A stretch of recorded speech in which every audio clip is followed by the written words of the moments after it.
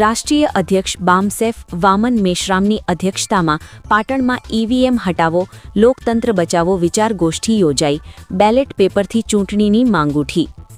પાટણ શહેરના બગવાડા દરવાજા ખાતે ડોક્ટર બાબાસાહેબ આંબેડકરની પ્રતિમા સમક્ષ ભારત મુક્તિ મોરચા, રાષ્ટ્રીય પિછડા વર્ગ ઓબીસી મોરચા, બહુજન ક્રાંતિ મોરચા તથા રાષ્ટ્રીય પરિવર્તન મોરચાના સંયુક્ત બેનર હેઠળ ઈવીએમ મશીન હટાવો, લોકતંત્ર બચાવો, બેલેટ પેપરથી ચૂંટણી યોજો જેવા મહત્વપૂર્ણ મુદ્દાઓ પર વિચાર ગોષ્ઠી યોજાઈ હતી। કાર્યક્રમની શરૂઆત ડોક્ટર બાબાસાહેબ આંબેડકરની પ્રતિમાને માલ્યાર્પણ કરીને જય ભીમ, જય સંવિધાન, જય મૂળ નિવાસીના નારાઓ સાથે કરવામાં આવી હતી। બૌદ્ધ ભિક્ષુ માનનીય પથિક ભંતેએ સમાનતા અને ભાઈચારાના બૌદ્ધ વિચારોથી કાર્યક્રમનો પ્રારંભ કરાવ્યો હતો। આ કાર્યક્રમના ઉદ્ઘાટન માનનીય રવિન્દ્રસિંહ બિદાવત, રાષ્ટ્રીય પ્રભારી, ક્ષત્રિય મૂળ નિવાસી મહાસંઘ દ્વારા કરવામાં આવ્યો હતો।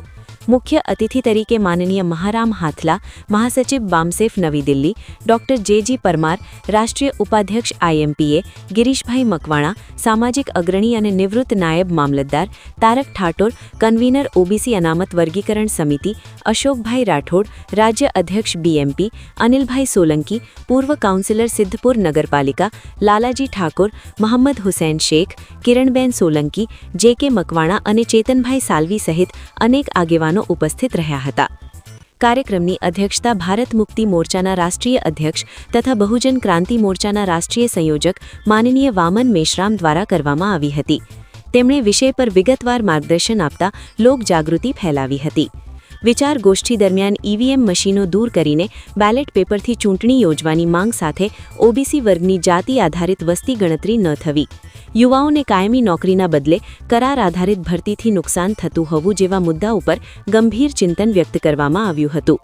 વિવિધ નિવૃત્ત અધિકારીઓ અને સામાજિક આગેવાનો દ્વારા પણ પોતાના વક્તવ્યમાં સામાજિક જાગૃતિ અંગે માર્ગદર્શન આપવામાં આવ્યું હતું। કાર્યક્રમ દરમિયાન લોકશાહી પ્રણાલીના વિવિધ સ્તંભો પર ચર્ચા કરવામાં આવી હતી અને સમાજના પછાત વર્ગોના હક અધિકારો અંગે અવાજ ઉઠાવવામાં આવ્યો હતો। પાટણ જિલ્લા ભારત મુક્તિ મોરચા યુનિટ દ્વારા આંદોલન નિર્માણ માટે ઘર ઘર જઈ ફંડ એકત્રિત કરવામાં આવ્યું હતું, જેમાંથી ₹50,000નું યોગદાન રાષ્ટ્રીય અધ્યક્ષને અર્પણ કરવામાં આવ્યું હતું। સાથે જ એક મુસ્લિમ ફકીર વ્યક્તિએ પોતાના સમર્પણ રૂપે ₹11 આપી પ્રેરણાદાયક ઉદાહરણ પૂરું પાડ્યું હતું। સમગ્ર કાર્યક્રમનું સંચાલન કેપ્ટન સ્મિથ પાર્કર દ્વારા કરવામાં આવ્યું હતું।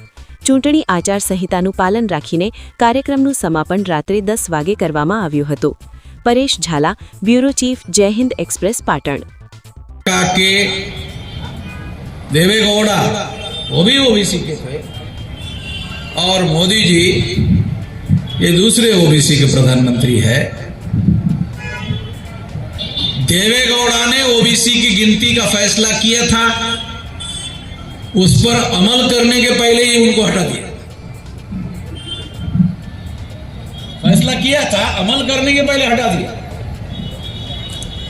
मोदी जी को ये इतिहास मुझे बताने की जरूरत नहीं। मोदी जी को मालूम है कि देवेगौड़ा को हटा दिया गया था गिनती की वजह से, और मोदी जी और एक टर्म चाहते हैं तो वो ये निर्णय करने वाले नहीं है, क्योंकि Modi ji real prime minister नहीं है। Modi ji nominated prime minister है। कितने लोगों को समझ में आता है nominated prime minister? Modi ji nominated prime minister है, नॉट रियल प्राइम मिनिस्टर, और नॉमिनेटेड बाय आरएसएस। ध्यान रखो, तो नॉमिनेटेड और elected, the difference between nominated and elected. Modi ji elected prime minister नहीं है, nominated prime minister and nominated by RSS ब्राह्मण। जब आरएसएस के ब्राह्मणों ने मोदी जी को प्रधानमंत्री नॉमिनेट किया तो मोदी जी को हमेशा ध्यान रखना पड़ता है जिन्होंने उनको नॉमिनेट किया वो क्या सोचते हैं। तो वो तो सोचते हैं कि ओबीसी की गिनती नहीं होनी चाहिए। इसलिए मोदी जी ओबीसी की गिनती करने वाले नहीं हैं। तो जब मोदी जी ओबीसी की गिनती करने वाले नहीं हैं, तो ओबीसी को संख्या के अनुपात में अधिकार देने का मामला वो हवा में उड़ गया। गिनती करने के लिए तैयार नहीं है तो संख्या के अनुपात में अधिकार देने का मामला अपने आप खत्म हो जाता है। तो ये बात साथियों हम लोगों को ध्यान रखना होगा। तो वो लोग जिसे आज ओबीसी कहा जाता है वो है कौन? क्या आप लोगों को पता है कि ओबीसी कौन है? मैं आपको समझाने के लिए बताता हूं। ओबीसी ब्राह्मण है? नहीं है। ओबीसी क्षत्रिय है? नहीं है। ओबीसी वैश्य है? नहीं है। जब वर्ण व्यवस्था में 4 वर्ण में 3 वर्ण के नहीं है तो अपने आप प्रमाणित हो जाता है कि ओबीसी वर्ण व्यवस्था में शूद्र है। बहुत सारे पढ़े लिखे शेड्यूल कास्ट के लोग शेड्यूल कास्ट को शूद्र कहते हैं, वो गधे लोग। पढ़े लिखे शेड्यूल कास्ट के लोग शेड्यूल कास्ट को शूद्र कहते हैं, वो गधे लोग। शेड्यूल कास्ट वर्ण व्यवस्था के बाहर के लोग हैं, आउटकास्ट, जिसे बाबा साहब अम्बेडकर ने आउटकास्ट कहा। आउटकास्ट अंग्रेजी शब्द है जो बाबा साहब अम्बेडकर ने यूज किया था, उसका हिंदी में ट्रांसलेशन होता है वर्ण बाह्य लोग, वर्ण व्यवस्था के बाहर के लोग। तो वर्ण व्यवस्था के बाहर कौन है? वर्ण व्यवस्था के बाहर अछूत लोग हैं। वर्ण व्यवस्था के बाहर आदिवासी लोग हैं। वर्ण व्यवस्था के बाद नॉमिनेट ट्राइब के लोग हैं। तो इसका मतलब है ये लोग जो है ये वर्ण बाह्य लोग हैं, वर्ण व्यवस्था के बाहर के लोग हैं। इसलिए शेड्यूल कास्ट शूद्र लोग नहीं है, क्योंकि शूद्र तो वर्ण व्यवस्था का चौथा वर्ण है। तो इसका मतलब है ब्राह्मणों ने जो वर्ण व्यवस्था बनाई उसमें चौथे नंबर पर ओबीसी को रखा। कितने ओबीसी को पता है? पहला ओबीसी जिसको ये जानकारी हुई उसका नाम है महात्मा ज्योतिराव फुले। ये माली जाति का ये पहला आदमी है जिसको ये मालूम हुआ। तो ओबीसी की जातियों की संख्या है 3743 जातियां। ओबीसी की कितनी जातियां है? और इस हिसाब से संख्या भी ज्यादा है, मगर संख्या के अनुपात में उनको अधिकार नहीं है। और इसका बड़ा कारण, बहुत सारे कारणों में एक बड़ा कारण, ब्राह्मण इनको हिंदू बनाने में लगे हुए हैं। ब्राह्मण इनको हिंदू बनाने में लगे हुए हैं।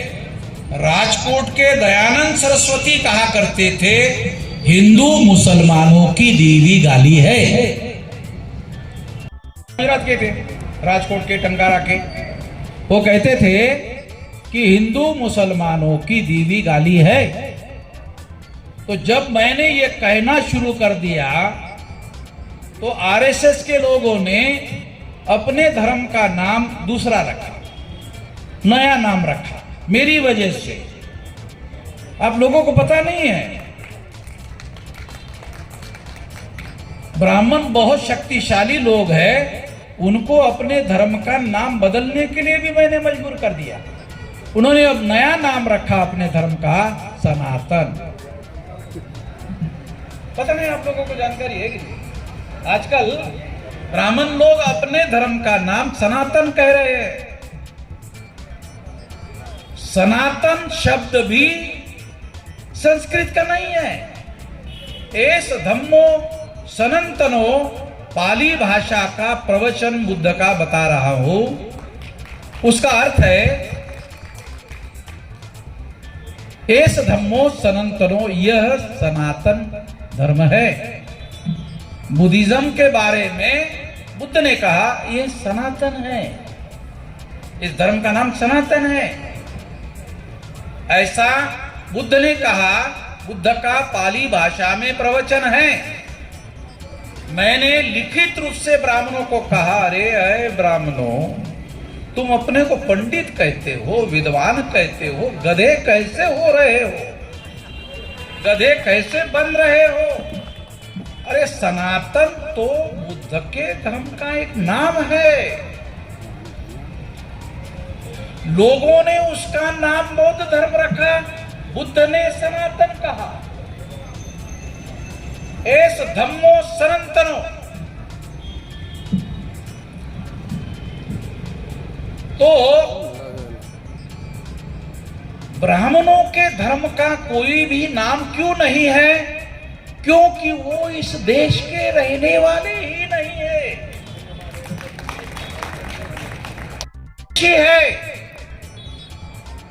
भारतीय नहीं है। और अगर मैंने पिछले 10 साल में 15 साल में ये अभियान नहीं चलाया होता तो मोदी जी प्रधानमंत्री नहीं बनते। मोदी जी, मेरी वजह से मोदी जी को प्रधानमंत्री बनने का अवसर मिला। हम मोदी जी को धन्यवाद देते हैं, आभार व्यक्त करते हैं। वहां रहकर कुछ करो, कर नहीं रहे हो। हमारे आंदोलन के बदौलत आपको मौका मिला, अब कुछ करो। जब मौका मिला तो करो, मौका नहीं मिलेगा, बार बार नहीं मिलेगा, मुश्किल होगा। तो साथियों, मैं आप लोगों को जो सत्य है, जो तथ्य है, ये बता रहा हूं और यही सारे देश भर में बता रहा हूं। गुजरात में बीजेपी की सरकार है, वहां मैंने ये बताया। उसके बाद उत्तर प्रदेश में बीजेपी की सरकार है, वहां भी मैंने बताया। जहां जहां भी बीजेपी की सरकार है, हर जगह मैंने ये बताया और पुलिस का परमिशन लेकर के कार्यक्रम करता हूं, हर जगह करता हूं, सारे देश भर में करता हूं। तो इसलिए हम लोग इस देश में 85% है, तो संख्या के अनुपात में 85% है। अब इकट्ठा नहीं हुए हैं क्योंकि हिंदू के नाम पर ब्राह्मण गधा बनाने में कामयाब हुए हैं। हमेशा के लिए गधा नहीं बनाया जा सकता, गधा हमेशा के लिए नहीं बनाया जा सकता। तो हमारा जागरण चल रहा है। आने वाले समय में तमाम लोग जागृत हो जाएंगे। जितना जागृत हो गए हैं उससे ही उन लोगों को बहुत खतरा पैदा हो गया है। कुछ दिन पहले आपको याद होगा, मैंने नागपुर में आरएसएस के हेडक्वार्टर पर मोर्चा लेकर गया था। आज तक किसी की हिम्मत नहीं हुई। और जब मोर्चा लेकर गया तो आरएसएस में चर्चा शुरू हुई कि नागपुर में आरएसएस का हेडक्वार्टर रखना खतरनाक है, यहां से हेडक्वार्टर मूव करना होगा, तो कहां ले जाना चाहिए?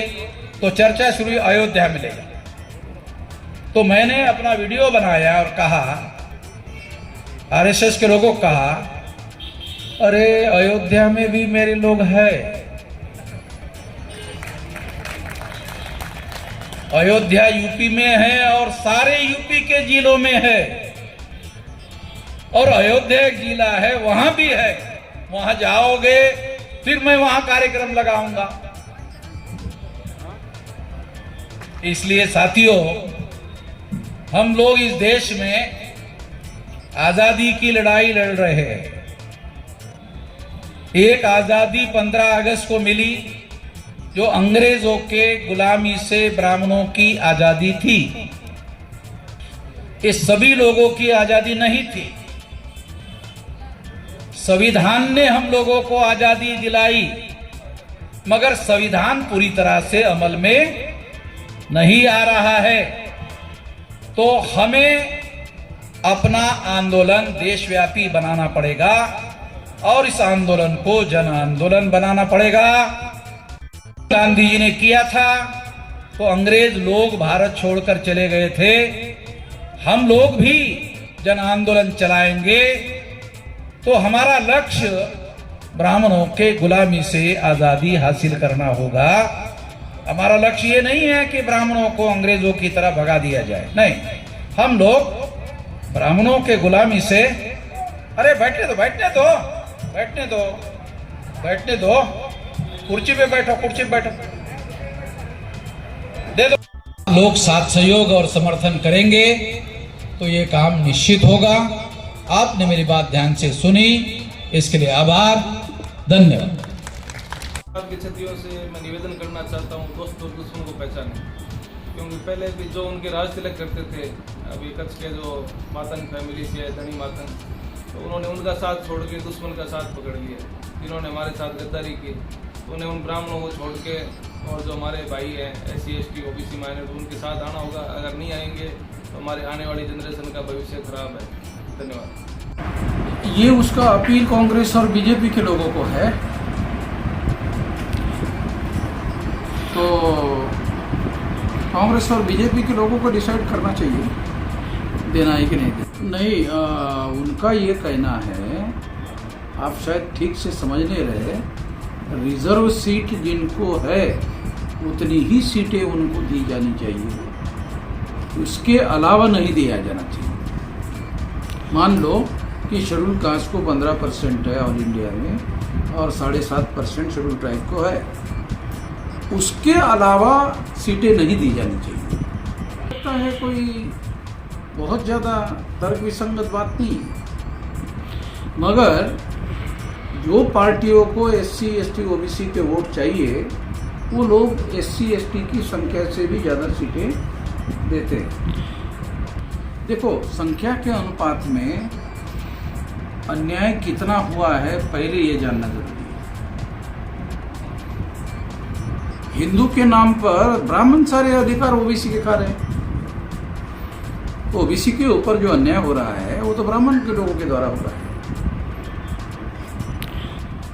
देखो, केवल सिंपल हमारा इतना कहना है कि जो भी EVM में सुधार किया गया है, ऐसा बताया जा रहा है, वो आईवॉश है, वो धोखाधड़ी है, उस पर यकीन नहीं किया जा सकता।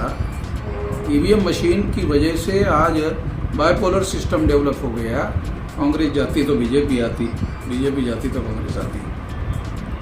ऐसा पहले कभी नहीं हुआ था, बैलेट पेपर में ऐसा नहीं हुआ था, मगर EVM ने ऐसा साबित कर लिया। तो ये जो SC ST OBC माइनॉरिटी के लोग हैं, जिनकी संख्या 85% है, उनके ऊपर बहुत भयंकर अन्याय है। देखो, SC ST के ऊपर जो जॉइंट इलेक्टेड है बाबा साहब अम्बेडकर ने, सेपरेट इलेक्टेड के द्वारा SC ST के 131 मेंबर पार्लियामेंट अगर चुनकर गए होते तो OBC को भी न्याय हो गया होता अभी तक। उस समय OBC के लोगों ने गांधी जी का साथ दिया। सबसे बड़ा शैतान तो तुम्हारे गुजरात का गांधी है। सेपरेट इलेक्टेड जो था बाबा साहब अम्बेडकर ने SC ST के लिए मंगाया था, अगर वो लागू होता तो SC के और ST के लड़ाकू लोग चुनकर जाते, और SC ST के लड़ाकू लोग अगर चुनकर जाते तो पार्लियामेंट में OBC के लिए भी लड़ाई लड़ते। जैसे मैं मैदान में लड़ रहा हूँ, वो लोग पार्लियामेंट में लड़ते। अगर हमें संविधान में लिखे हुए अधिकार चाहिए तो हमारा इंडिपेंडेंट संगठन और इंडिपेंडेंट आंदोलन होना चाहिए। बीजेपी और कांग्रेस के रहमो करम पर हमारे संवैधानिक अधिकार हमें पूरी तरह से नहीं मिल सकते।